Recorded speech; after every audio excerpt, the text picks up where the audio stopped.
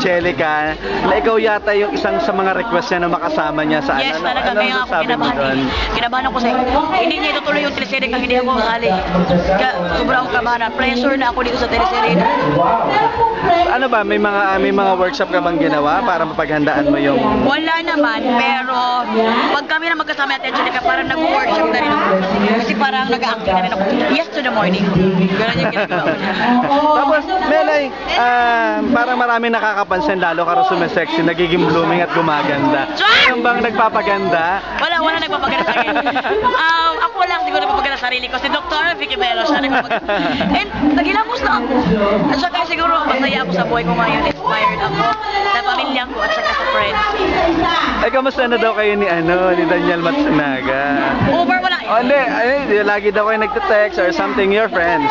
We're friends ni Mr. Daniel Matsunaga and sana maulit pa yung magkikita namin at patuloy yung stage. Hindi naman. We're friends and busy naman kasi sa schedule.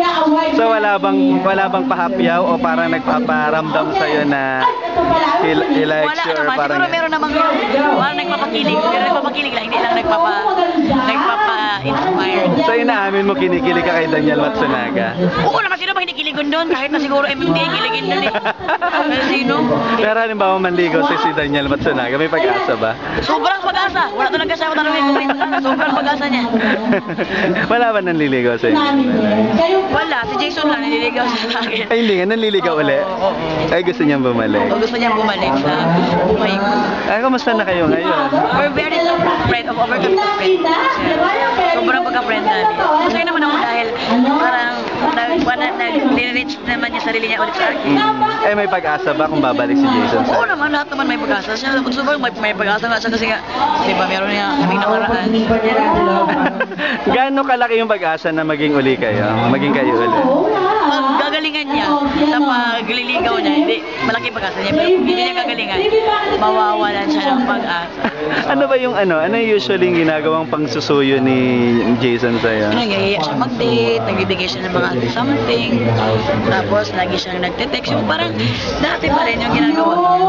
Yung parang bumalik yung dating siya na laging siya may care, kumain ka na, yung gano'n. Pero kung sakali bang magkakaroon kayo ng love for a second time around, ano yung mga bagay-bagay na natutunan yung hindi nyo na uulitin on your life? Para mag-grow uli yung love ninyo Kung ano yung dalawa. pagkakamali namin, kung bakit kami nag-break, babaguhin na namin yun.